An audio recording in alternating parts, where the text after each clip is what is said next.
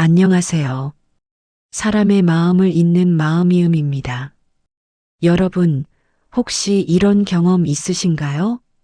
나이도 비슷하고 사는 모습도 비슷한데 어떤 분은 말 한마디에 품격이 느껴지고 또 어떤 분은 말할 때마다 왠지 거리감이 느껴지는 경험. 좋은 분 같은데 대화를 하다 보면 뭔가 불편해지는 순간. 우리는 평생을 살아오면서 많은 것을 배우고 경험했습니다. 하지만 어느 순간부터 주변 사람들과의 대화가 예전 같지 않다는 걸 느낄 때가 있습니다. 모임에서 내 말에 사람들이 어색하게 웃을 때, 진심으로 한 말인데 상대가 표정이 굳을 때, 그러면서 내가 뭘 잘못 말했나? 하고 되돌아보게 됩니다. 그런데 문제는 본인은 전혀 모른다는 겁니다. 좋은 의도로 한 말이었고 평생 그렇게 말해왔는데 그 말 한마디가 품위를 떨어뜨리고 있었습니다. 더 안타까운 건 주변 사람들은 그걸 알아도 절대 말해주지 않는다는 겁니다. 그냥 조용히 거리를 둘 뿐입니다. 혹시 이런 순간 경험하신 적 있으신가요? 모임에서 내가 말할 때 사람들 반응이 예전 같지 않을 때 좋은 조언을 했는데 아무도 귀 기울이지 않을 때 분명 맞는 말을 했는데 오히려 분위기만 어색해질 때 그건 여러분이 하는 말의 내용 때문이 아닙니다. 바로 무심코 반복하는 말투와 표현 때문입니다. 그것도 본인은 전혀 의식하지 못하는 아주 사소한 습관 몇 가지가 문제였습니다. 오늘 영상에서는 60대가 절대 해서는 안 되는 품위를 떨어뜨리는 말에 대해 정확히 짚어드리겠습니다. 그리고 그 말을 어떻게 바꾸면 대접받고 존중받을 수 있는지 구체적인 방법까지 알려드리겠습니다. 이 영상 하나면 무심코 쓰던 말버릇을 발견하실 겁니다. 말을 많이 바꾸는 게 아닙니다. 몇 가지 표현만 고치면 사람들이 여러분을 대하는 태도가 달라지고 여러분의 마음도 한결 가벼워질 겁니다.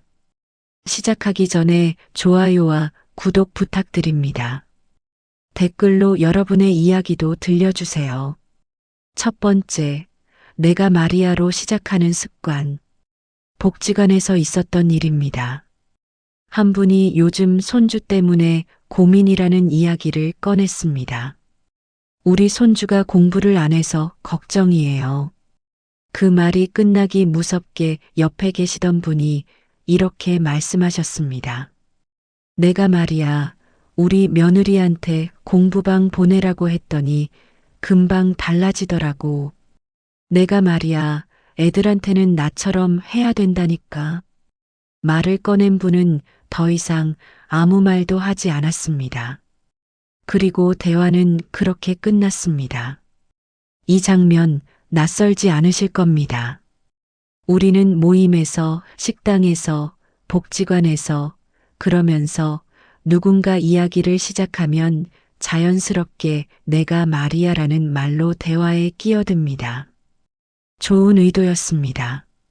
내 경험을 나눠주고 싶었고 도움이 되고 싶었습니다. 하지만 듣는 사람은 전혀 다르게 받아들입니다. 왜 그럴까요? 동네 카페에서 만난 이웃 박경혜 씨 이야기를 들어보면 이해가 됩니다. 박경혜 씨는 요즘 남편과의 관계가 조금 서먹해져서 친구에게 조심스럽게 말을 꺼냈습니다. 우리 남편이 요즘 말을 안 해서. 그런데 친구가 바로 이렇게 말했습니다. 내가 말이야, 우리 남편도 그랬어. 매일 아침같이 나가서 공원 한 바퀴 돌면서 얘기하니까 표정도 밝아지고 좋아지더라고. 박경혜 씨는 더 이상 말하고 싶지 않았습니다. 자신의 고민을 들어주길 바랐는데 상대방의 자랑 이야기로 바뀌어 버린 것 같았습니다. 내가 마리아로 시작하는 순간 대화의 주인공이 바뀝니다. 상대방의 이야기는 멈추고 내 이야기가 시작됩니다. 그리고 그 말 뒤에는 대부분 나는 이렇게 해서 잘했다. 나는 이런 경험이 있다는 내용이 이어집니다. 듣는 사람은 이렇게 느낍니다. 내 이야기를 들어주려는 게 아니라 자기 이야기를 하고 싶었구나. 그리고 조용히 입을 다물게 됩니다. 이렇게 경험을 나누려던 말이 자랑으로 들리는 순간 관계는 멀어지기 시작합니다. 학부모 모임에서 알게 된 최영자 씨는 손주 자랑을 하고 싶었습니다. 우리 손주가 학교에서 상을 받았어요. 주변 분들이 축하한다고 말씀하시는데 그러나 한 분이 이렇게 말씀하셨습니다. 내가 말이야, 우리 손주는 시 대회에서 대상까지 받았어. 내가 말이야, 우리 손주한테 바둑 가르쳤더니 이젠 할아버지보다 더 잘하더라고. 분위기가 순식간에 차갑게 식었습니다. 최영자 씨는 더 이상 손주 이야기를 꺼내고 싶지 않았습니다. 우리는 경험을 나누려고 내가 말이야라고 시작합니다. 하지만 듣는 사람에게는 비교와 자랑으로 들립니다. 나는 너보다 낫다. 나는 이미 다 해봤다. 나는 더 대단하다는 메시지가 숨어 있습니다. 특히 60대가 넘어서 이 말을 자주 쓰면 사람들은 이렇게 생각합니다. 저분은 자기 이야기만 하시네. 그리고 조금씩 거리를 두기 시작합니다. 왜 우리는 내가 말이야를 쓸까요? 이 말을 쓰는 분들은 대부분 좋은 의도를 가지고 계십니다. 오랜 인생 경험이 있고 그 경험이 누군가에게 도움이 될 거라고 생각합니다. 틀린 생각이 아닙니다. 하지만 문제는 전달 방식입니다. 내가 마리아로 시작하는 순간 그 경험은 나눔이 아니라 과시가 됩니다. 상대를 배려하는 조언이 아니라 나를 드러내는 수단이 되어버립니다. 그리고 이런 말투는 나이가 들수록 더 자주 나옵니다. 나이가 들수록 상대 이야기를 듣기보다 내 경험을 먼저 말하고 싶어집니다. 그렇다면 어떻게 말해야 품위를 잃지 않을까요? 내가 마리아를 빼면 됩니다. 그냥 바로 경험을 이야기하세요. 아, 저도 비슷한 경험이 있어요. 그때 이렇게 했더니 조금 나아지더라고요. 이렇게 말하면 자랑이 아니라 나눔이 됩니다. 내가 마리아라는 불필요한 강조가 빠지면 그러면서 같은 내용도 전혀 다르게 들립니다. 더 좋은 방법은 먼저 듣는 것입니다. 상대방이 이야기를 다 마칠 때까지 기다렸다가 그리고 나서 조심스럽게 경험을 나누세요. 그 마음 이해해요. 저도 그런 적 있었거든요. 혹시 이런 방법은 어떨까요? 이렇게 말하면 상대방은 귀 기울입니다. 내 이야기를 들어준 사람의 조언이기 때문입니다. 말 한마디가 품격을 만듭니다. 내가 마리아라는 말, 오늘부터 조금씩 줄여보십시오. 내 경험을 말하고 싶을 때 잠깐 멈추고 생각해 보세요. 지금 이 사람이 원하는 게 내 이야기일까? 아니면 자기 이야기를 들어주는 것일까? 대부분의 경우 사람들은 조언보다 경청을 원합니다. 내가 먼저 들어주면 상대방도 내 말을 듣습니다. 그리고 그때 건네는 말은 내가 마리아로 시작하지 않아도 그러면서 충분히 전달됩니다. 다음 장에서는 또 다른 품위를 떨어뜨리는 말투를 살펴보겠습니다. 우리가 무심코 쓰는 말들이 얼마나 관계를 멀어지게 만드는지, 그리고 어떻게 바꿔야 하는지 함께 배워보겠습니다. 두 번째, 명령하듯 말하기. 동네 마트 앞에서 이웃 김순자 씨를 만났습니다. 반갑게 인사를 나누던 중 김순자 씨가 요즘 무릎이 아프다는 이야기를 꺼냈습니다. 요즘 계단만 오르면 무릎이 아파서요. 그러자 옆에 계시던 분이 이렇게 말씀하셨습니다. 그러니까 정형외과 가봐. 우리 남편 다니는 데 있는데 거기로 빨리 가봐. 김순자 씨는 네. 하고 짧게 대답하고는 그러면서 급한 일이 있다며 자리를 떴습니다. 이 장면도 낯설지 않으실 겁니다. 우리는 누군가 고민이나 어려움을 이야기하면 그러면서 바로 해결책을 명령조로 말하는 습관이 있습니다. 좋은 의도였습니다. 빨리 해결해주고 싶었고 도움이 되고 싶었습니다. 하지만 듣는 사람은 전혀 다르게 받아들입니다. 왜 그럴까요? 복지관에서 함께 수업을 듣는 이정혜 씨 이야기를 들어보면 이해가 됩니다. 이정혜 씨는 요즘 손주 돌보는 일이 힘들다는 이야기를 꺼냈습니다. 손주를 돌보는데 체력이 딸려서요. 그런데 옆에 계시던 분이 바로 이렇게 말했습니다. 그러니까 며느리한테 말해. 애는 엄마가 키워야지. 당신이 왜 키워? 그만 봐줘. 이정혜 씨는 더 이상 아무 말도 하지 않았습니다. 공감을 바랐는데 명령을 들은 것 같았습니다. 내 상황을 이해해 주기보다 그저 지시만 하는 것 같았습니다. 명령조로 말하는 순간 관계에 위계가 생깁니다. 말하는 사람은 위에서, 듣는 사람은 아래에서 서게 됩니다. 그리고 듣는 사람은 이렇게 느낍니다. 나를 아이 취급하는구나. 그러면서 마음의 문이 닫힙니다. 특히 이렇게 해야 되라는 말이 반복될수록 거리감은 더 커집니다. 학부모 모임에서 알게 된 박미선 씨는 다이어트를 하고 싶다는 이야기를 꺼냈습니다. 요즘 살이 많이 쪄서 고민이에요.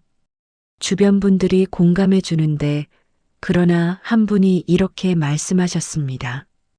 그러니까 아침마다 학교 운동장 가서 걸어. 나 운동할 때 같이 가. 저녁은 반 공기만 먹고 그래야 빠져. 박미선 씨는 웃으며 네 하고 대답했지만 그러나 속으로는 불편했습니다. 공감받고 싶었는데 명령받은 기분이었습니다. 우리는 이렇게 해야 되라는 표현을 무심코 씁니다. 오랜 인생 경험으로 알고 있는 해결책을 그러면서 빨리 알려주고 싶은 마음에서 나오는 말입니다. 하지만 듣는 사람에게는 강요로 들립니다.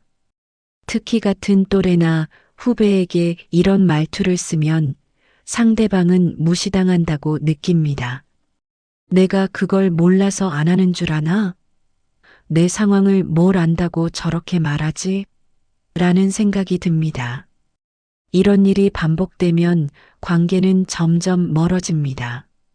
이웃 주민 강정숙 씨는 자식과의 관계 때문에 고민이 많았습니다. 친구에게 조심스럽게 이야기를 꺼냈습니다. 우리 아들이 요즘 연락을 잘 안 해서요. 친구가 바로 이렇게 말했습니다. 그러니까 용돈도 보내주고 먼저 전화도 자주 하고 그래야지. 그래야 관계가 좋아져. 강정숙 씨는 대답 대신 고개만 끄덕였습니다. 그러면서 속으로는 서운했습니다. 내가 안 해봤을 것 같아서 저러나? 싶었습니다. 조언과 명령은 종이 한 장 차이입니다. 같은 내용이라도 어떻게 말하느냐에 따라 그러면서 듣는 사람의 기분은 완전히 달라집니다. 이렇게 해야 되는 명령입니다. 이렇게 하면 어떨까요? 이렇게 해보시는 건 어때요? 는 조언입니다. 첫 번째는 위에서 지시하는 말이고 두 번째는 옆에서 제안하는 말입니다. 왜 우리는 명령조로 말할까요? 나이가 들면서 우리는 많은 경험을 쌓았습니다. 문제가 생기면 어떻게 해결해야 하는지 알고 있습니다. 그래서 누군가 고민을 이야기하면 그러면서 바로 답을 주고 싶어집니다. 하지만 문제는 전달 방식입니다. 명령조로 말하는 순간 그 조언은 강요가 됩니다. 상대를 배려하는 제안이 아니라 나를 따르라는 지시가 되어버립니다. 그리고 이 말투는 나이가 들수록 더 강해집니다. 젊은 사람에게는 존댓말로 부드럽게 말하는데 같은 또래나 후배에게는 명령조가 자연스럽게 나옵니다. 그 차이가 관계를 멀어지게 만듭니다. 그렇다면 어떻게 말해야 품위를 잃지 않을까요? 이렇게 해를 이렇게 하면 어떨까요? 로 바꾸면 됩니다. 명령이 아니라 제안으로 말하세요. 우리 남편 다니는 병원 거기 가봐 라는 말을 우리 남편 다니는 병원이 괜찮던데 한번 가보시는 게 어떨까요? 아침마다 운동장 가서 걸어 대신 아침에 운동장에서 걷는 것도 좋더라고요. 먼저 전화해 대신 먼저 연락해 보시면 어떨까요? 이렇게 말하면 강요가 아니라 배려가 됩니다. 이렇게 해라는 불필요한 명령이 빠지면 그러면서 같은 내용도 전혀 다르게 들립니다. 더 좋은 방법은 먼저 공감하는 것입니다. 상대방의 이야기를 다 듣고 그리고 나서 조심스럽게 제안하세요. 맞아요. 그 마음 이해해요. 저도 그런 적 있었거든요. 혹시 이런 방법은 어떨까요? 이렇게 말하면 상대방은 귀 기울입니다. 내 마음을 먼저 들어준 사람의 제안이기 때문입니다. 말투가 품격을 만듭니다. 명령하듯 말하는 습관, 오늘부터 조금씩 줄여보십시오. 누군가에게 조언하고 싶을 때 잠깐 멈추고 생각해 보세요. 지금 이 사람이 원하는 게 해결책일까? 아니면 공감일까? 대부분의 경우 사람들은 해결책보다 공감을 원합니다. 내가 먼저 들어주면 상대방도 내 제안을 듣습니다. 그리고 그때 건네는 말은 명령이 아니라 그러면서 배려로 전달됩니다. 세 번째, 무심코 뱉는 어차피 그냥. 복지관 강의실에서 있었던 일입니다. 새로 시작하는 서예 수업에 대해 이야기를 나누고 있었습니다. 이번에 서예 배워볼까 해요. 한 분이 조심스럽게 말씀하셨습니다. 그러자 옆에 계시던 분이 이렇게 말씀하셨습니다. 어차피 나이 들어서 배워봤자 제대로 하기도 어려운데 그냥 집에서 쉬지 뭐. 말을 꺼낸 분은 더 이상 서예 이야기를 하지 않았습니다.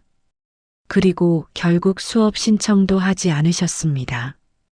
이 장면 낯설지 않으실 겁니다. 우리는 대화하면서 어차피 그냥이라는 말을 자주 씁니다.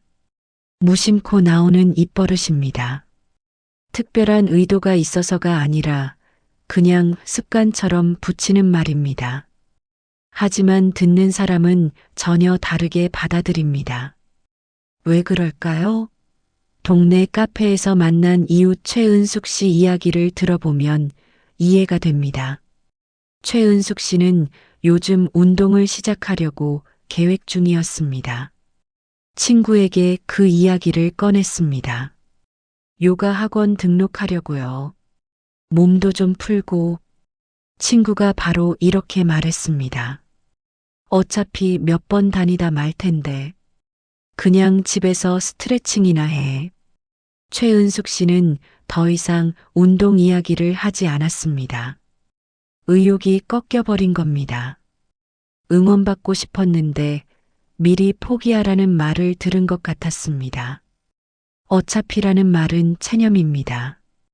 이미 결과를 정해놓고 시도조차 무의미하다고 말하는 겁니다. 그리고 듣는 사람은 이렇게 느낍니다. 저 사람은 나를 믿지 않는구나. 그러면서 의욕이 사라집니다. 그런데 그냥이라는 말도 비슷한 효과를 만듭니다.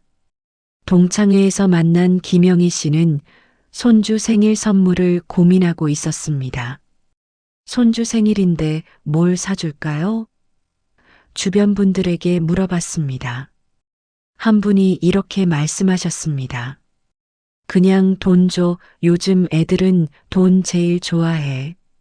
김영애 씨는 뭔가 허전했습니다. 정성스럽게 준비하고 싶었는데 그냥 대충 하라는 말로 들렸습니다. 그냥이라는 말은 무성의함을 담고 있습니다. 깊이 생각하지 않고 대충 처리하라는 느낌을 줍니다. 그러면서 듣는 사람은 실망하게 됩니다. 특히 나이가 들수록 어차피 그냥을 자주 쓰게 됩니다. 많은 경험을 했기 때문에 결과를 예상할 수 있습니다. 그래서 어차피 이렇게 될 거야. 그냥 저렇게 하면 되라고 말하게 됩니다. 하지만 이런 말들이 쌓이면 사람들은 이렇게 생각합니다. 저분은 항상 부정적이시네. 저분은 의욕이 없으시네. 그러면서 거리를 두기 시작합니다. 그리고 이런 말 습관은 상대방의 긍정적인 마음까지 체념으로 바꿔버립니다. 동네 문화센터에서 함께 수업을 듣는 정미란 씨는 여행 계획을 세우고 있었습니다. 다음 달에 제주도 갈까 생각 중이에요. 기대에 찬 목소리로 말했습니다. 옆에 계시던 분이 이렇게 말씀하셨습니다. 어차피 다 똑같아. 그냥 가까운 데 가지 뭐. 정미란 씨의 표정이 순간 굳었습니다. 설레는 마음이 한순간에 식어버렸습니다. 산책로에서 만난 박수진 씨도 비슷한 경험을 했습니다. 자식에게 전화를 하려다 친구에게 말했습니다. 오늘 아들한테 전화해 볼까 해요. 친구가 이렇게 말했습니다. 어차피 바쁘다고 할 텐데 그냥 문자나 보내. 박수진 씨는 결국 전화하지 않았습니다. 친구의 말이 자신의 불안을 확인시켜 준 것 같았습니다. 우리는 어차피 그냥을 가벼운 마음으로 씁니다. 하지만 듣는 사람에게는 무겁게 전달됩니다. 기대를 체념으로, 열정을 무기력으로 바꿔버립니다. 어차피는 시도를 막고 그냥은 정성을 빼앗습니다. 두 단어 모두 상대방의 의욕과 진심을 꺾어버립니다. 같은 내용이라도 어떻게 말하느냐에 따라 그러면서 듣는 사람의 기분은 완전히 달라집니다. 어차피 나이 들어서 배워봤자 이런 말보다는 늦게 시작해도 배우는 재미가 있을 거예요. 이렇게 말하는 게 좋습니다. 그냥 집에서 쉬지 뭐 이런 말보다는 집에서 편하게 쉬시는 것도 좋지 이렇게 말하세요. 어차피 바쁘다고 할 텐데 이런 말보다는 바쁠 수도 있으니까 이렇게 말하면 됩니다.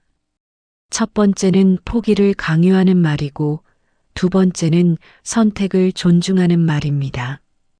왜 우리는 어차피 그냥을 쓸까요? 나이가 들면서 우리는 많은 것을 경험했습니다. 시도했다가 실패한 일도 많고 기대했다가 실망한 일도 많습니다. 그래서 어차피 이렇게 될 거야 라고 미리 예측하게 됩니다. 하지만 문제는 이 말이 주는 느낌입니다.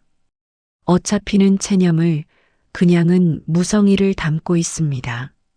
상대를 위한 조언이 아니라 의욕을 꺾는 말이 되어버립니다. 그리고 이 입버릇은 나이가 들수록 더 강해집니다. 젊은 사람에게는 응원하는 말을 하는데 같은 또래에게는 어차피 그냥을 자주 씁니다. 그 차이가 관계를 멀어지게 만듭니다. 그렇다면 어떻게 말해야 품위를 잃지 않을까요? 어차피를 빼면 됩니다. 결과를 미리 단정하지 말고 상대의 선택을 존중하세요. 어차피 안 될 거야. 이런 말보다는 한번 시도해 보시는 것도 좋을 것 같은데요. 이렇게 말하세요. 어차피 똑같아 이런 말보다는 비슷할 수도 있지만 가보시면 또 다를 거예요. 이렇게 말하면 좋습니다. 그냥도 마찬가지입니다. 대충 처리하라는 말 대신 구체적으로 말하거나 선택지를 주세요. 그냥 돈 줘 이런 말보다는 용돈을 드리는 것도 좋은 방법이에요. 이렇게 말하세요. 그냥 집에서 쉬지 이런 말보다는 집에서 편하게 쉬시는 것도 좋고 가끔은 나가시는 것도 좋고요. 이렇게 말하면 됩니다. 이렇게 말하면 체념이 아니라 응원이 됩니다. 어차피 그냥이라는 불필요한 부정이 빠지면 그러면서 같은 내용도 전혀 다르게 들립니다. 말버릇이 품격을 만듭니다. 어차피 그냥이라는 입버릇, 오늘부터 조금씩 줄여보십시오. 누군가에게 조언하고 싶을 때 잠깐 멈추고 생각해 보세요. 이 말이 상대방에게 어떻게 들릴까? 대부분의 경우 사람들은 체념이 아니라 응원을 원합니다. 내가 먼저 긍정적으로 말하면 상대방도 의욕을 잃지 않습니다. 그리고 그때 건네는 말은 체념이 아니라 그러면서 격려로 전달됩니다. 네 번째, 나이 들면 다 그래. 아파트 단지 벤치에서 있었던 일입니다. 한 분이 요즘 무릎이 자주 아프다는 이야기를 꺼냈습니다. 요즘 무릎이 계속 아파서 걱정이에요. 옆에 앉아 계시던 분이 이렇게 말씀하셨습니다. 나이 들면 다 그래. 우리 나이에 어디 안 아픈 데가 있어. 말을 꺼낸 분은 더 이상 아무 말도 하지 않았습니다. 위로받고 싶었는데 체념하라는 말을 들은 것 같았습니다. 이 장면 낯설지 않으실 겁니다. 우리는 누군가 힘든 이야기를 꺼내면 그러면서 나이 들면 다 그래라는 말로 위로하려 합니다. 나쁜 의도는 아니었습니다. 너만 그런 게 아니라고 다들 그렇다고 안심시키고 싶었습니다. 하지만 듣는 사람은 전혀 다르게 받아들입니다. 왜 그럴까요? 교회에서 만난 이웃 강순옥 씨 이야기를 들어보면 이해가 됩니다. 강순옥 씨는 요즘 깜빡깜빡하는 게 많아져서 걱정이었습니다. 친구에게 조심스럽게 말을 꺼냈습니다. 요즘 자꾸 깜빡해서 걱정이야. 아까도 가습을 끄는 걸 잊어버렸어. 친구가 바로 이렇게 말했습니다. 나이 들면 다 그래. 나도 그래. 걱정하지 마. 강순옥 씨는 더 이상 말하고 싶지 않았습니다. 공감받고 싶었는데 대수롭지 않게 넘어가는 것 같았습니다. 내 걱정을 들어주기보다 그러면서 그냥 참고 살라는 말로 들렸습니다. 나이 들면 다 그래라는 말은 위로처럼 보입니다. 하지만 실제로는 공감을 차단하는 말입니다. 상대방의 고민을 개인의 문제가 아니라 나이 탓으로 돌려버리고 그러면서 더 이상 이야기할 필요가 없다고 선언하는 겁니다. 시장에서 만난 박경희 씨는 요즘 잠을 잘 못 잔다는 이야기를 꺼냈습니다. 요즘 새벽에 자꾸 깨서 힘들어요. 주변 분들에게 말했습니다. 한 분이 이렇게 말씀하셨습니다. 나이 들면 다 그래. 나도 새벽 4시면 눈 떠져. 그냥 그러려니 해. 박경희 씨는 뭔가 허전했습니다. 해결책을 찾고 싶었는데 포기하라는 말로 들렸습니다. 나이 들면 다 그래는 체념을 강요하는 말입니다. 문제를 해결하려는 노력조차 무의미하다고 말하는 겁니다. 그리고 듣는 사람은 이렇게 느낍니다. 그럼 그냥 참고 살라는 말이야? 그러면서 의욕이 사라집니다. 특히 건강 문제나 노화와 관련된 고민을 이야기할 때 이 말을 자주 듣게 됩니다. 하지만 같은 나이라도 사람마다 상황이 다르고 그러면서 누군가에게는 심각한 문제일 수 있습니다. 그런데 나이 들면 다 그래라는 말 한마디로 그 고민을 일반화해버리면 상대방은 자신의 문제가 무시당한다고 느낍니다. 도서관 앞에서 만난 이정숙 씨는 요즘 외로움을 많이 느낀다는 이야기를 꺼냈습니다. 요즘 혼자 있으면 자꾸 우울해져요. 친구에게 말했습니다. 친구가 이렇게 말했습니다. 나이 들면 다 그래. 자식들 다 크면 다 외로워. 우리 세대는 다 그렇게 사는 거야. 이정숙 씨는 더 이상 말하지 않았습니다. 위로받고 싶었는데 참고 살라는 말로 들렸습니다. 우리는 나이 들면 다 그래를 위로의 말로 씁니다. 너만 그런 게 아니라고, 함께 공감한다고 말하고 싶은 겁니다. 하지만 듣는 사람에게는 무시와 체념으로 들립니다. 내 문제는 중요하지 않구나. 해결할 방법이 없구나. 이렇게 받아들이게 됩니다. 같은 내용이라도 어떻게 말하느냐에 따라 그러면서 듣는 사람의 기분은 완전히 달라집니다. 나이 들면 다 그래 이런 말보다는 그런 일이 있으셨구나. 많이 불편하시겠어요. 이렇게 말하는 게 좋습니다. 나이 들면 다 그래. 우리 나이에 어디 안 아픈 데가 있어. 이런 말보다는 무릎이 아프시면 불편하실 텐데 병원은 가보셨어요? 이렇게 말하세요. 나이 들면 다 그래. 그냥 그러려니 해. 이런 말보다는 저도 비슷한 경험이 있어요. 혹시 이런 방법은 어떨까요? 이렇게 말하면 됩니다. 첫 번째는 고민을 무시하는 말이고 두 번째는 고민을 들어주는 말입니다.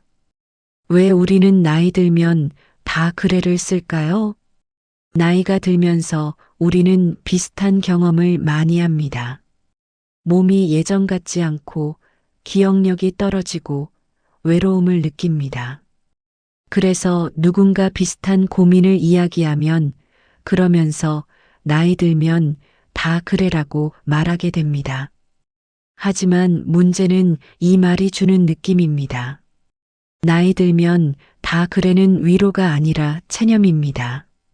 상대의 고민에 공감하는 게 아니라 고민 자체를 무의미하게 만들어버립니다. 그리고 이 말투는 나이가 들수록 더 자주 나옵니다. 젊은 사람에게는 병원 가보세요, 운동하세요라고 말하는데 같은 또래에게는 나이 들면 다 그래라고 말합니다. 그 차이가 관계를 멀어지게 만듭니다. 그렇다면 어떻게 말해야 품위를 잃지 않을까요? 나이 들면 다 그래를 빼면 됩니다. 상대방의 고민을 먼저 들어주고 공감해 주세요. 그 마음 이해해요. 저도 그런 적 있었거든요. 많이 불편하시겠어요. 어떻게 하면 좋을지 함께 생각해 봐요. 걱정되시겠어요. 혹시 병원에서 상담받아 보시는 건 어떨까요? 이렇게 말하면 체념이 아니라 위로가 됩니다. 나이 들면 다 그래라는 불필요한 일반화가 빠지면 그러면서 같은 공감도 전혀 다르게 들립니다. 말 한마디가 품격을 만듭니다. 나이 들면 다 그래라는 말, 오늘부터 조금씩 줄여보십시오. 누군가 고민을 이야기할 때 잠깐 멈추고 생각해 보세요. 이 사람이 원하는 게 체념일까? 아니면 공감일까? 대부분의 경우 사람들은 체념이 아니라 공감을 원합니다. 내가 먼저 들어주면 상대방도 마음을 엽니다. 그리고 그때 건네는 말은 체념이 아닌 진심 어린 위로가 됩니다. 다섯 번째, 돈 아까워서라는 말. 동네 식당 앞에서 있었던 일입니다. 친구들끼리 점심을 먹으러 가자는 이야기를 하고 있었습니다. 오늘 여기서 점심 먹고 갈까요? 한 분이 이렇게 말씀하셨습니다. 돈 아까운데 그냥 집에 가서 먹자. 여기는 비싸. 분위기가 순간 어색해졌습니다. 제안했던 분은 더 이상 아무 말도 하지 않았습니다. 이 장면 낯설지 않으실 겁니다. 우리는 무언가 제안을 받았을 때 그러면서 돈 아까워서라는 말로 거절하곤 합니다. 나쁜 의도는 아니었습니다. 아껴 쓰는 게 미덕이라고 생각했고 솔직하게 말하는 게 좋다고 여겼습니다. 하지만 듣는 사람은 전혀 다르게 받아들입니다. 왜 그럴까요? 동창회에서 만난 이웃 최영자 씨 이야기를 들어보면 이해가 됩니다. 최영자 씨는 손주 생일 선물을 사러 가자고 친구를 초대했습니다. 오늘 손주 선물 사러 갈 건데 같이 가실래요? 친구가 바로 이렇게 말했습니다. 돈 아까운데 그냥 현금 줘. 굳이 선물 살 필요 있어? 최영자 씨는 더 이상 말하고 싶지 않았습니다. 손주를 위해 정성껏 고르고 싶었는데 그 마음이 무시당한 것 같았습니다. 돈 아까워서라는 말은 절약처럼 보입니다. 하지만 실제로는 상대방의 선택을 비판하는 말입니다. 돈을 쓰려는 사람을 낭비하는 사람으로 만들고 그러면서 자신은 현명한 사람으로 포장하는 겁니다. 시장에서 만난 김정희 씨는 친구들과 여행 계획을 세우고 있었습니다. 다음 달에 강원도나 한번 갈까 해요. 기대에 찬 목소리로 말했습니다. 한 분이 이렇게 말씀하셨습니다. 돈 아까운데 집에서 쉬지 뭘 가. 여행 가봤자 피곤하고 돈만 나가. 김정희 씨의 표정이 순간 굳었습니다. 설레는 마음이 한순간에 식어버렸습니다. 돈 아까워서는 거절의 이유가 아니라 상대방의 선택을 부정하는 말입니다. 내가 돈을 아끼는 건 좋지만 상대방의 선택까지 판단할 권리는 없습니다. 그리고 듣는 사람은 이렇게 느낍니다. 내가 돈을 함부로 쓰는 사람으로 보이나? 하며 거리감이 생깁니다. 특히 나이가 들수록 돈 아까워서라는 말을 자주 쓰게 됩니다. 평생 아끼며 살아왔고 그게 옳다고 믿기 때문입니다. 하지만 이 말이 반복되면 사람들은 이렇게 생각합니다. 저분은 인색하시네. 저분은 함께 있어도 불편해. 그러면서 조금씩 거리를 두기 시작합니다. 그리고 이 말은 상대방의 호의까지 거부하게 만듭니다. 카페에서 만난 박미선 씨는 친구에게 선물을 주려고 했습니다. 생일 축하해. 이거 생일 선물이야. 라며 작은 선물을 내밀었습니다. 친구가 선물을 받으며 이렇게 말했습니다. 돈 아깝게 뭐 이런 걸 샀어. 그냥 안 사도 되는데. 박미선 씨는 뭔가 서운했습니다. 정성껏 준비한 선물인데 부담스럽다는 말로 들렸습니다. 우리는 돈 아까워서를 검소함의 표현으로 씁니다. 상대방도 아끼면서 살라고 현명한 선택을 하라고 말하고 싶은 겁니다. 하지만 듣는 사람에게는 비판과 겁으로 들립니다. 내 선택이 잘못됐구나. 내 호의가 부담스럽구나. 이렇게 받아들이게 됩니다. 같은 내용이라도 어떻게 말하느냐에 따라 그러면서 듣는 사람의 기분은 완전히 달라집니다. 돈 아까운데 집에서 먹자 이런 말보다는 집에서 먹는 건 어때? 이렇게 말하는 게 좋습니다. 돈 아까운데 그냥 현금 줘요. 이런 말보다는 현금으로 주는 것도 좋을 것 같아요. 이렇게 말하세요. 돈 아까운데 무슨 여행이에요. 이런 말보다는 여행도 좋지만 집에서 쉬시는 것도 좋을 것 같아요. 이렇게 말하면 됩니다. 첫 번째는 상대의 선택을 비판하는 말이고 두 번째는 의견을 제시하는 말입니다.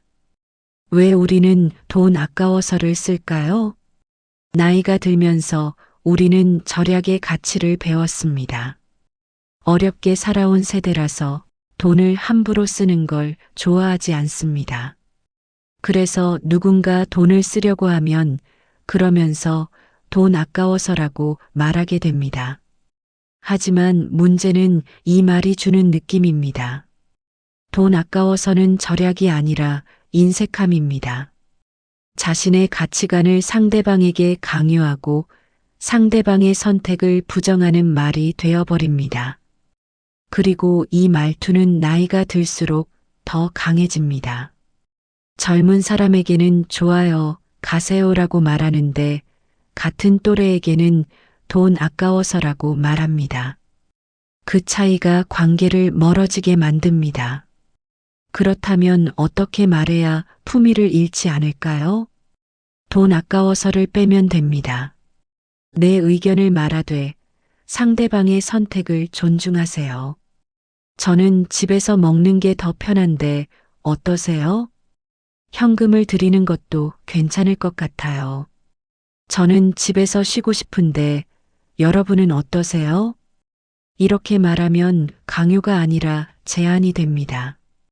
돈 아까워서라는 불필요한 판단이 빠지면 그러면서 같은 의견도 전혀 다르게 들립니다. 말 한마디가 품격을 만듭니다. 돈 아까워서라는 말, 오늘부터 조금씩 줄여보십시오. 누군가에게 의견을 말하고 싶을 때 잠깐 멈추고 생각해 보세요. 이 말이 상대방을 비판하는 건 아닐까? 대부분의 경우 사람들은 비판이 아니라 존중을 원합니다.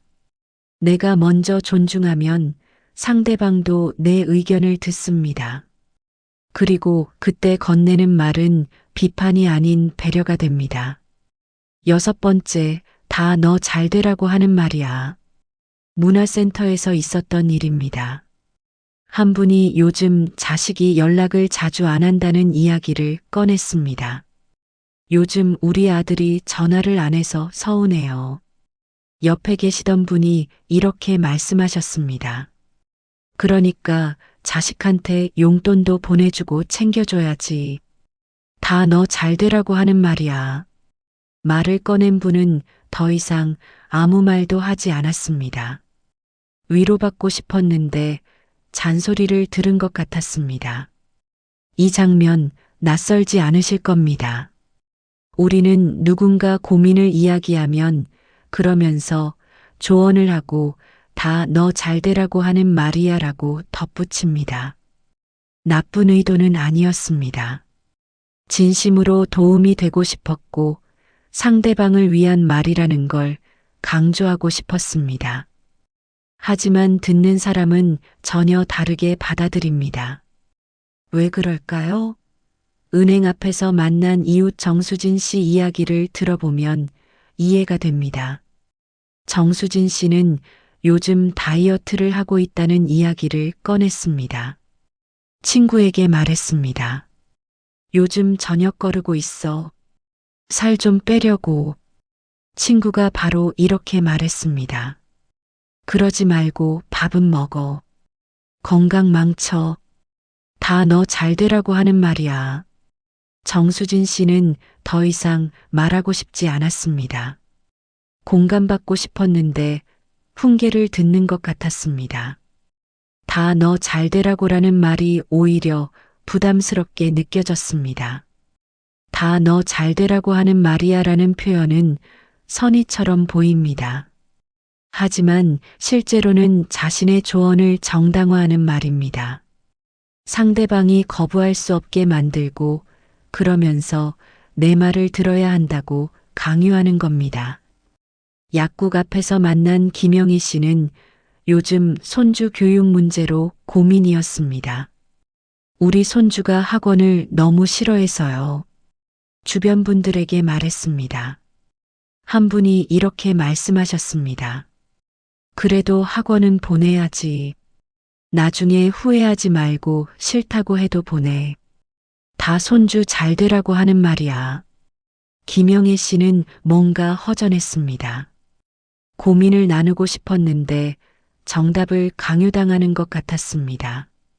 다 너 잘되라고 하는 마리아는 조언을 강제로 받아들이게 만드는 말입니다. 상대방의 선택을 존중하지 않고 내가 옳다는 걸 강조하는 겁니다. 그리고 듣는 사람은 이렇게 느낍니다. 내 생각은 중요하지 않나? 하며 마음의 문이 닫힙니다. 특히 가족이나 가까운 사람에게 이 말을 자주 쓰게 됩니다. 진심으로 걱정되기 때문에 내 조언을 꼭 들었으면 좋겠다는 마음에서 나오는 말입니다. 하지만 이 말이 반복되면 사람들은 이렇게 생각합니다. 저분은 자기 생각만 옳다고 생각하시네. 저분 말은 듣기 부담스러워. 그러면서 조금씩 거리를 두기 시작합니다. 그리고 이 말은 상대방의 판단을 무시하게 만듭니다. 슈퍼마켓에서 만난 이경숙 씨는 요즘 퇴직 후 뭘 할까 고민 중이었습니다. 퇴직하고 나서 뭐 할지 모르겠어. 친구에게 말했습니다. 친구가 이렇게 말했습니다. 그러니까 미리미리 준비했어야지. 이제라도 자격증 하나 따. 다 너 잘되라고 하는 말이야. 이경숙 씨는 더 이상 말하지 않았습니다. 고민을 들어주길 바랐는데 비난받는 것 같았습니다. 우리는 다 너 잘되라고 하는 마리아를 진심의 표현으로 씁니다. 내가 하는 조언이 상대방을 위한 거라는 걸 강조하고 싶은 겁니다. 하지만 듣는 사람에게는 강요와 부담으로 들립니다. 내 의견은 틀렸구나. 내 선택을 존중받지 못하는구나. 이렇게 받아들이게 됩니다. 같은 내용이라도 어떻게 말하느냐에 따라 그러면서 듣는 사람의 기분은 완전히 달라집니다. 그러니까 먼저 챙겨줘야지. 다 너 잘되라고 하는 말이야. 이런 말보다는 서운하시겠어요. 제 생각엔 이런 방법도 있을 것 같은데 어떠세요? 이렇게 말하는 게 좋습니다. 그러지 말고 밥은 먹어. 다 너 잘되라고 하는 말이야. 이런 말보다는 건강 걱정되는데 너무 무리하지는 마. 이렇게 말하세요. 그래도 학원은 보내야지. 다 손주 잘되라고 하는 말이야. 이런 말보다는 고민이 많으시겠어요. 손주가 뭘 좋아하는지 천천히 살펴보시는 건 어떨까요? 이렇게 말하면 됩니다. 첫 번째는 조언을 강요하는 말이고 두 번째는 선택을 존중하는 말입니다. 왜 우리는 다 너 잘되라고 하는 말이야라는 말을 쓸까요? 나이가 들면서 우리는 많은 것을 경험했습니다. 무엇이 옳은지, 무엇이 상대방에게 도움이 될지 알고 있습니다. 그래서 누군가 고민을 이야기하면 내 경험을 이야기하며 다 너 잘되라고 하는 말이야라고 강조하게 됩니다. 하지만 문제는 이 말이 주는 느낌입니다. 다 너 잘되라고 하는 말이야는 선의가 아니라 강요입니다. 상대의 선택을 존중하는 게 아니라 내 조언을 따르라고 압박하는 말이 되어버립니다. 그리고 이 말투는 나이가 들수록 더 강해집니다. 젊은 사람에게는 내 선택이 중요해라고 말하는데 가까운 사람에게는 다 너 잘되라고 하는 말이야라고 말합니다. 그 차이가 관계를 멀어지게 만듭니다. 그렇다면 어떻게 말해야 품위를 잃지 않을까요? 다 너 잘되라고 하는 마리아를 빼면 됩니다. 조언은 하되 강요하지 마세요. 제 생각엔 이렇게 하는 게 좋을 것 같은데 어떠세요? 걱정되긴 하지만 내 선택을 존중할게. 이런 방법도 있으니까 천천히 생각해봐. 이렇게 말하면 강요가 아니라 배려가 됩니다. 다 너 잘되라고 하는 마리아라는 불필요한 정당화가 빠지면 그러면서 같은 조언도 전혀 다르게 들립니다. 말 한마디가 품격을 만듭니다. 다 너 잘되라고 하는 말이야라는 말, 오늘부터 조금씩 줄여보십시오. 누군가에게 조언하고 싶을 때 잠깐 멈추고 생각해 보세요. 이 사람이 원하는 게 정답일까? 아니면 공감일까? 대부분의 경우 사람들은 정답이 아니라 공감을 원합니다. 내가 먼저 들어주면 상대방도 내 조언을 듣습니다. 그리고 그때 건네는 말은 강요가 아닌 진심 어린 조언이 됩니다. 7번째, 무심코 나오는 반말. 버스 정류장에서 있었던 일입니다. 처음 보는 분이 옆에 서 있던 분에게 이렇게 물었습니다. 이 버스 어디로 가는 거야? 말을 걸린 분은 잠깐 당황하더니 저도 잘 모르겠네요 라고 대답하고는 그러면서 조금 떨어진 곳으로 자리를 옮겼습니다. 이 장면 낯설지 않으실 겁니다. 우리는 길을 물을 때, 물건을 살 때, 누군가에게 부탁할 때, 그러면서 무심코 반말을 쓰곤 합니다. 나쁜 의도는 아니었습니다. 친근하게 대하고 싶었고 격식을 차리지 않아도 된다고 생각했습니다. 하지만 듣는 사람은 전혀 다르게 받아들입니다. 왜 그럴까요? 병원 대기실에서 만난 이웃 박정숙 씨 이야기를 들어보면 이해가 됩니다. 박정숙 씨는 병원에서 진료를 기다리고 있었습니다. 옆에 앉으신 분이 갑자기 이렇게 물었습니다. 여기 몇 시에 문 열어? 박정숙 씨는 당황스러웠습니다. 처음 보는 분인데 반말을 하시니 그러면서 어떻게 대답해야 할지 몰랐습니다. 잘 모르겠는데요 하고 짧게 답하고는 고개를 돌렸습니다. 무심코 나오는 반말은 친근함처럼 보입니다. 하지만 실제로는 무례함입니다. 상대방과의 관계를 고려하지 않고 일방적으로 격식을 낮추는 겁니다. 그리고 듣는 사람은 이렇게 느낍니다. 나를 무시하는구나. 그러면서 거리를 두게 됩니다. 미용실에서 있었던 일입니다.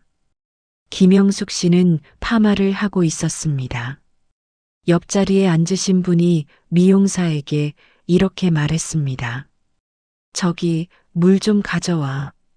미용사는 네, 알겠습니다라고 대답했지만 표정이 굳어 있었습니다. 김영숙 씨도 옆에서 듣기에 불편했습니다. 물 좀 가져와는 명령입니다. 처음 보는 사람에게, 나이가 어린 사람에게, 그러면서 당연하다는 듯이 반말을 쓰는 겁니다. 상대방을 대등한 사람으로 보지 않고 아랫사람으로 취급하는 말입니다. 특히 나이가 들수록 반말을 자주 쓰게 됩니다. 나보다 젊은 사람, 서비스를 제공하는 사람, 처음 보는 사람에게도 자연스럽게 반말이 나옵니다. 하지만 이런 습관이 쌓이면 사람들은 이렇게 생각합니다. 저분은 예의가 없으시네. 저분과는 거리를 두는 게 좋겠어. 하며 조금씩 멀어집니다. 그리고 이 습관은 상대방에게 상처를 줍니다. 동네 상점에서 있었던 일입니다. 한 분이 물건을 사면서 주인에게 이렇게 말했습니다. 이거 싸게 해줘. 자주 올 테니까. 주인은 웃으며 네, 잘 부탁드립니다라고 대답했지만 속으로는 불편했습니다. 처음 오신 분인데 반말을 하시니 존중받지 못하는 기분이었습니다. 공원 벤치에서 만난 이정혜 씨는 옆에 앉은 분에게 이렇게 물었습니다. 여기 자주 와? 상대방은 잠깐 머뭇거리더니 네, 가끔 와요라고 대답하고는 그러면서 일어나 다른 곳으로 갔습니다. 우리는 무심코 나오는 반말을 친근함의 표시로 씁니다. 격식을 차리지 않고 편하게 대하고 싶다는 마음입니다. 하지만 듣는 사람에게는 무례함과 무시로 들립니다. 나를 동등하게 보지 않는구나. 나이가 많다고 함부로 대하는구나. 이렇게 받아들이게 됩니다. 같은 내용이라도 어떻게 말하느냐에 따라 그러면서 듣는 사람의 기분은 완전히 달라집니다. 이 버스 어디로 가는 거야? 이런 말보다는 실례지만 이 버스 어디로 가는지 아세요? 이렇게 말하는 게 좋습니다. 여기 몇 시에 문 열어? 이런 말보다는 혹시 여기 몇 시에 문 여는지 아세요? 이렇게 말하세요. 물 좀 가져와. 이런 말보다는 물 한 잔 부탁드려도 될까요? 이렇게 말하면 됩니다. 첫 번째는 무례한 말이고 두 번째는 예의 바른 말입니다. 왜 우리는 무심코 반말을 쓸까요? 나이가 들면서 우리는 많은 사람을 만났습니다. 나보다 젊은 사람이 많고 그러면서 자연스럽게 반말이 나오게 됩니다. 친근함의 표시라고 생각하고 격식을 차릴 필요 없다고 여깁니다. 하지만 문제는 이 말이 주는 느낌입니다. 무심코 나오는 반말은 친근함이 아니라 무례함입니다. 상대를 존중하는 게 아니라 나이를 내세워 함부로 대하는 말이 되어버립니다. 그리고 이 습관은 나이가 들수록 더 강해집니다. 나와 비슷한 나이에게는 존댓말을 하는데 젊은 사람이나 서비스직 종사자에게는 반말을 씁니다. 그 차이가 사람들을 불편하게 만듭니다. 그렇다면 어떻게 말해야 품위를 잃지 않을까요? 처음 보는 사람에게는 항상 존댓말을 쓰세요. 나이와 상관없이, 상황과 상관없이 존댓말로 시작하는 게 기본입니다. 실례지만 혹시 부탁드려도 될까요? 이렇게 말하면 무례함이 아니라 예의가 됩니다. 무심코 나오는 반말이 사라지면 그러면서 같은 부탁도 전혀 다르게 들립니다. 말투가 품격을 만듭니다. 무심코 나오는 반말, 오늘부터 조금씩 줄여보십시오. 누군가에게 말을 걸 때 잠깐 멈추고 생각해 보세요. 처음 보는 분에게 이렇게 말해도 될까? 대부분의 경우 사람들은 친근함보다 예의를 원합니다. 내가 먼저 존중하면 상대방도 나를 존중합니다. 그리고 그때 나누는 대화는 무례함이 아닌 품격 있는 소통이 됩니다. 8번째, 요즘 애들은 하는 습관.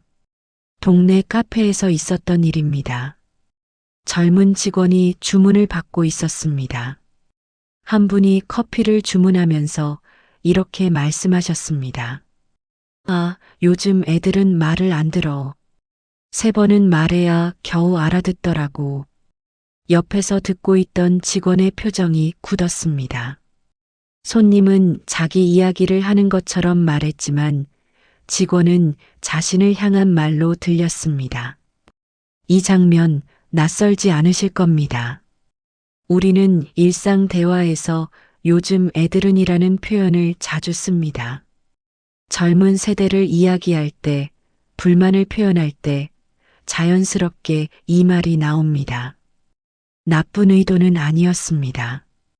그저 세대 차이를 이야기하고 싶었고 옛날과 비교하고 싶었을 뿐입니다. 하지만 듣는 사람은 전혀 다르게 받아들입니다. 왜 그럴까요? 마트에서 만난 이웃 강순자 씨 이야기를 들어보면 이해가 됩니다. 강순자 씨는 며느리와 함께 장을 보러 갔습니다. 장을 보다가 한 분을 만났는데 그분이 이렇게 말씀하셨습니다.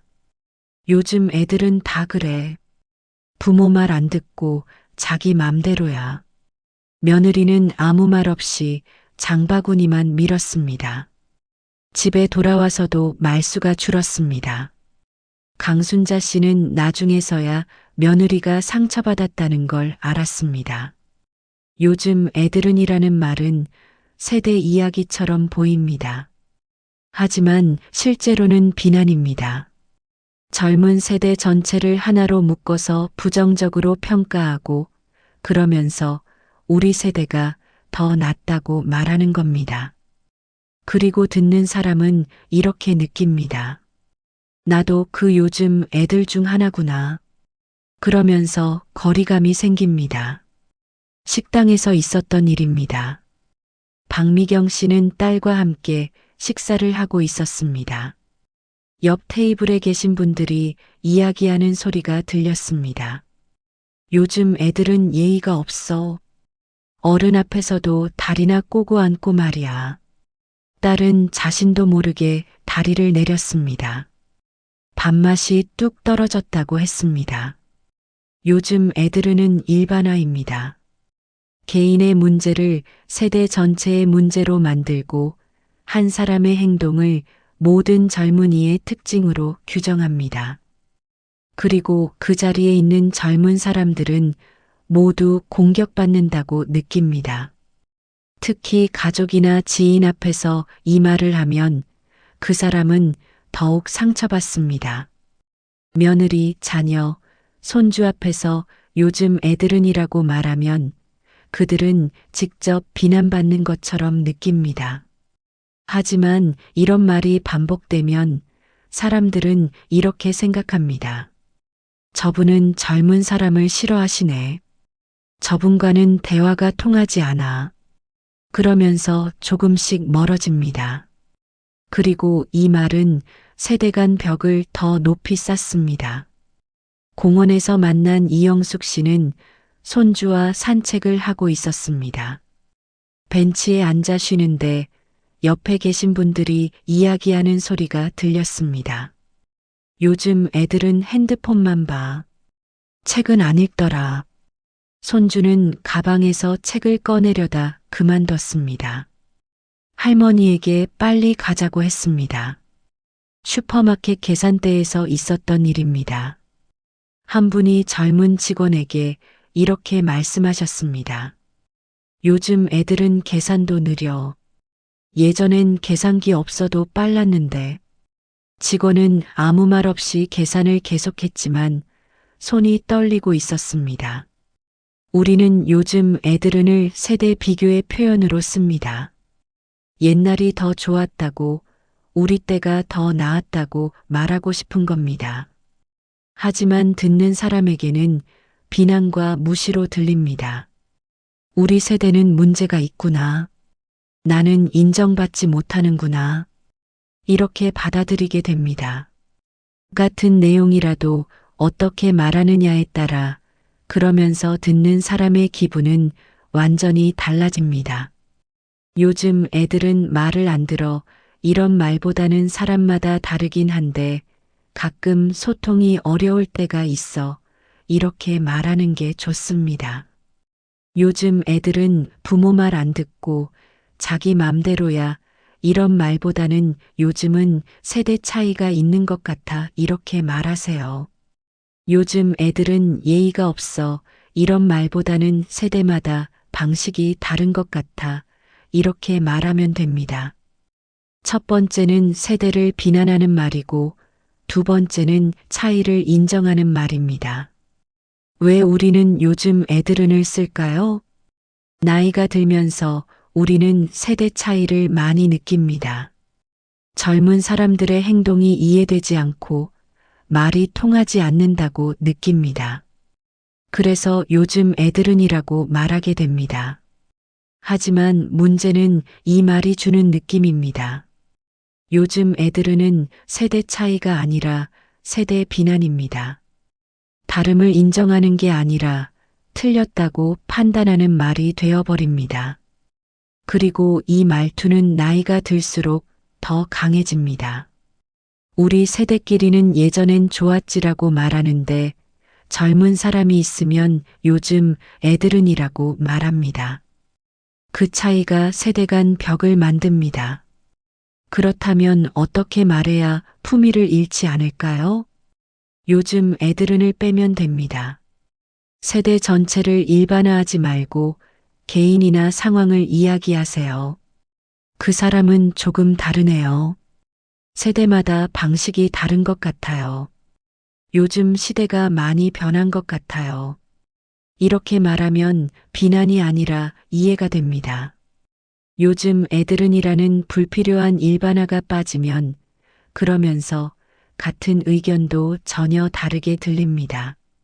말 한마디가 품격을 만듭니다. 요즘 애들은이라는 말 오늘부터 조금씩 줄여보십시오. 젊은 세대를 이야기할 때 잠깐 멈추고 생각해 보세요. 이렇게 말하는 게 옳을까? 사람들은 비난이 아니라 이해를 원합니다. 내가 먼저 다름을 인정하면 상대방도 나를 존중합니다. 그리고 그때 나누는 대화는 세대 갈등이 아닌 세대 소통이 됩니다. 여기까지 함께 해주셔서 감사합니다. 오늘 우리는 8가지 말투를 살펴봤습니다. 내가 마리아로 시작하는 말, 명령하듯 말하기, 어차피 그냥이라는 말, 나이 들면 다 그래라는 체념, 돈 아까워서라는 판단, 다 너 잘되라고라는 강요, 무심코 나오는 반말, 그리고 요즘 애들은이라는 일반화까지 이 모든 말들의 공통점이 있습니다. 모두 좋은 의도로 시작했다는 겁니다. 도움이 되고 싶었고, 친근하게 대하고 싶었고, 솔직하게 말하고 싶었습니다. 하지만 듣는 사람에게는 전혀 다르게 전달됐습니다. 여러분을 비난하려는 게 아닙니다. 우리 모두 평생 그렇게 말해왔고, 그게 자연스러운 줄 알았습니다. 주변 사람들도 아무 말 하지 않았으니까요. 하지만 이제는 압니다. 그 침묵이 무엇을 의미했는지. 오늘부터 이것 하나만 줄여보십시오. 딱 하나만 선택하세요.